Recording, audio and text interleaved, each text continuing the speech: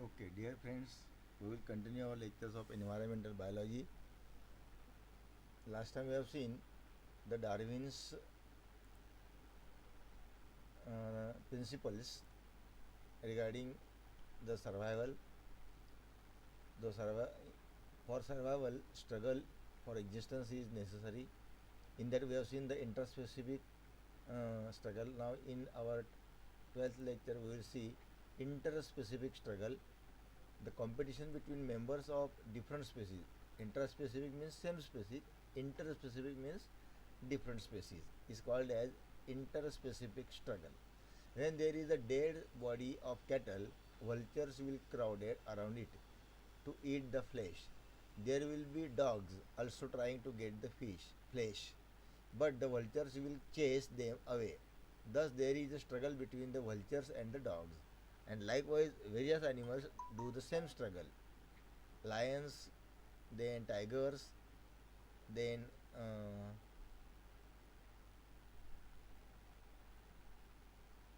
dogs, and likewise animals are also doing struggle for getting the flesh of the dead body.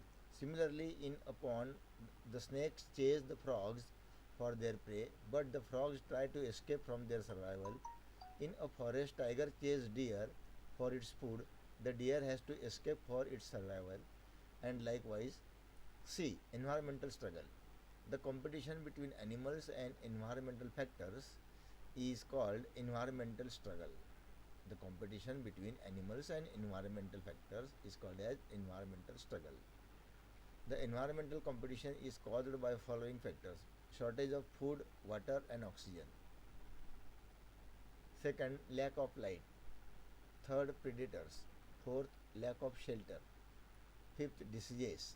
And sixth, natural calamities.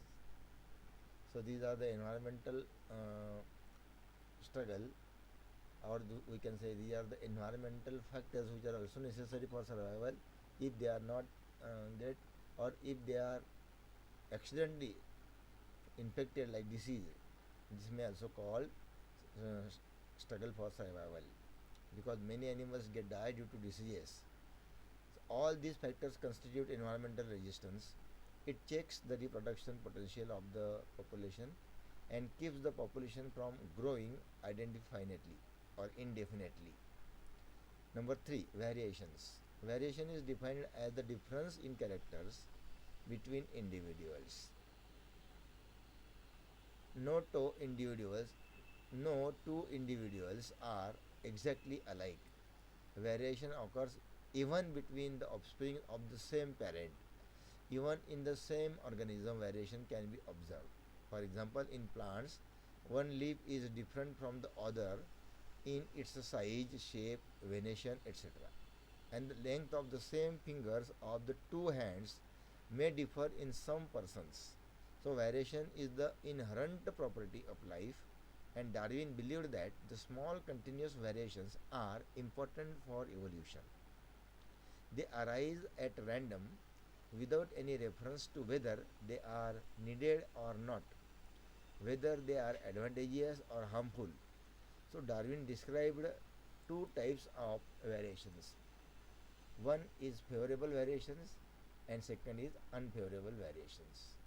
So, these favorable variations are the characters which are useful to the processor, which are useful to the possessor in the struggle for existence. Example: the strength and aggressiveness of dogs, the high speed of a deer. So, this is the favorable variation. Second, unfavorable variation. These are the characters which are useless or harmless to the possessor in the struggle for existence. Fourth character is survival of the fittest and natural selection. बळी तो पानपिळी म्हणतो आपण, किंवा नैसर्गिकरित्या जे काही असेल ते. The organisms provided with favourable variations succeeded in the struggle for existence. These organisms are the fittest for survival. Other animals are unfit to survive and they perish. जे अनफिट आहेत ते नष्ट होऊन जातात, जे फिट आहेत ते जगतात. म्हणून म्हटलं की जर का एखादं अन्न मिळवायचे असेल तर जो पॉवरफुल आहे तो सगळ्यात जास्त घेऊन घेतो, आणि जो सगळ्यात कमी आहे, वीक आहे, तो नष्ट होऊन जातो. So this is the survival of fittest किंवा natural selection rule.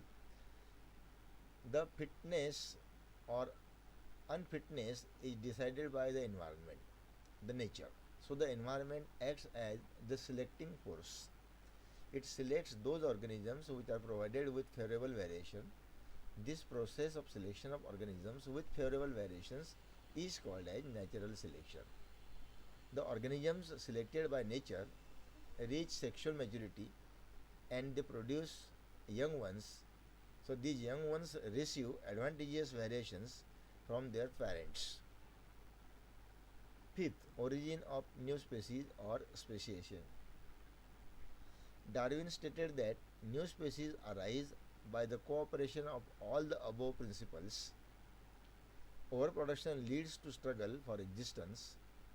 Animals are provided with a bulk of variations. Environment selects the animals with favorable variations, and these animals are allowed to survive. They mate, and during mating, the favorable characters are transmitted to the next generation. In the succeeding generations, also natural selection operates, and hence in each and every generation, there is a slight bit betterment of the already developed favorable characters. Thus, after many generations, the descendants appear to be different from the original animals. Hence, these descendants can be classified into separate group or unit called species.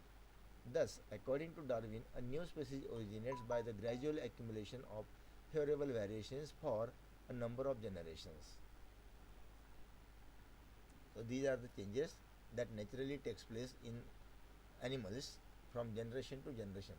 But if the changes or the changeable characters whenever accumulate in a great context in the body of the species or animal, then in the next generation all the changes together comes in the new species, or they can produce a new species.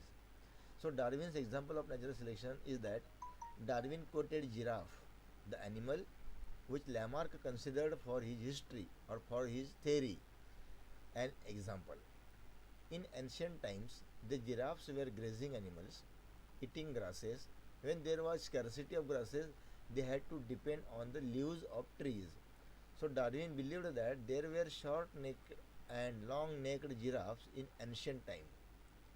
In other words, there were variations in the length of the neck of giraffe, and the giraffes provided with a long neck and long forelimbs were able to reach the leaves of the trees and were getting food. The giraffes which were provided with a short neck and short forelimbs could not reach the leaves of trees and hence starved and died. So this might be the reason. म्हणजे Darwin असं म्हणतो, लॅमार्कने असं म्हटलं होतं की व बकरीच्या आकाराचा जिराफ होता आणि गवत संपल्यानंतर मग वरच्या झाडांकडे त्यांनी तोंड वळवलं आणि मग वरची झाडं खाण्यासाठी मान लांब लांब लांब होत ती खूप लांब होऊन गेली, आजच्या जिराफच्या माने एवढी होऊन गेली असं त्या लॅमार्कने म्हटलं. हा लॅमार्किझम झाला. पण आता डार्विनिझम म्हणजे डार्विन असं म्हणतो की कदाचित त्या काळामध्ये छोटी मान असणारे पण जिराफ असतील आणि मोठी मान असणारे पण जिराफ असतील, पण छोटी मान असणारे जिराफ नामशेष होऊन गेले कारण गवत संपून गेलं. पण मोठी मान असलेले अजून पण जिवंत आहेत कारण मोठी झाडं आहेत आणि त्यांची मान तिथपर्यंत पोचते म्हणून त्यांना पोटभर खायला मिळतं म्हणून ते जगले. कारण खायला पूर्ण मिळालं की जगलं की मग तो पुढच्या पिढीमध्ये येणार.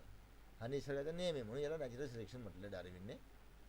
Thus, the struggle for existence, scarcity of food, the giraffes which were provided with favorable variations, long neck and long forelimb, were selected by nature and allowed to survive. बघा म्हणून ते जगले, ते लांब मानवाले असं डार्विनचं म्हणणं आहे.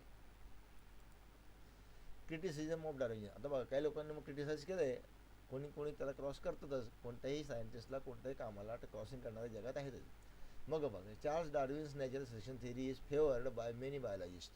Steel there are criticism for and against it. तरी पण काही लोक त्याच्या सहमत आहेत तर काही विरोधात आहेत. कसं म्हणतात, Darwin stated that all variations are inherited but he did not distinguish between heritable and non-heritable variations. दूसरा, he did not explain the origin of new characters. He explained only the progressive improvement of the existing organs. Darwin did not explain the actual process of inheritance. Darwin's theory explains only the existence of useful variations.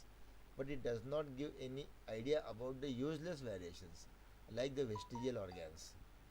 Natural selection says that a new species is formed by the gradual accumulation of useful variations. If it is true, there should be intermediate forms, but in most cases, intermediate forms are not recognized. Darwin's theory cannot explain the existence of over specialization of certain structures. The theory cannot explain neutral flowers and sterility of hybrids. बघ काही लोकांनी किती भयंकर criticise केलेलं आहे. काही लोकांनी म्हटलं की इनहेरिटेबल आणि नॉन इनहेरिटेबल व्हॅरिएशनबद्दल डार्विनने लिहिलेलं नाही आहे. त्यानंतर त्यांनी ॲक्च्युअल प्रोसेस ऑफ इनहेरिटन्स पण दाखवलेली नाही आहे. त्यानंतर त्यांनी कोणते कॅरेक्टर नवीन डेव्हलप झाले, जुने जे ऑर्गन होते ते विकसित झाले असं म्हटलं आहे, पण नवीन ऑर्गन कुठला डेव्हलप झाला हे सांगितलेलं नाही आहे. अशा अनेक गोष्टी आहेत की लोक क्रिटिसाइज करतात. कोणतंही तुम्ही काही काम कराल लोक त्याला क्रिटिसाइज करतात. पायी चालणार तरी क्रिटिसाइज करतील, हात डोक्यावर धरलं तरी क्रिटिसाइज करतील, नाहीच केलं तरी क्रिटिसाइज करतील. So this is the rule of nature और rule of nature. Therefore Darwin has given it the name of natural selection. म्हणजे नैसर्गिकरित्या जे काय घडतं तेच final. Supplementary theories of Darwin.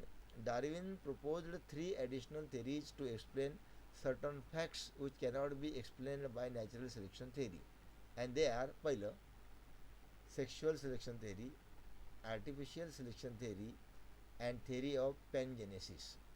म्हणजे डार्विनने त्यांच्या सिद्धांतानंतर त्याने केलेल्या वर्कला क्रिटिसाइज केल्यानंतर आता actually he was very young at that time when the voyage was there in the Marine Islands. Second thing is that he was not scientist. Third thing is that he was interested only. But from his interest, whatever the hypothesis he has put forth before us, that we are also following till now, even after 300, 400 years. So it means that a young boy or young student can also do the research that all the jug follows. All the world follows. सगळं जग त्याला follow करतो बघा. तर असंच आपण करू शकतो. We must start to do this. आता बघूया आपण नेक्स्ट लेक्चर आपण नेक्स्ट याला घेऊया. आता हे इथं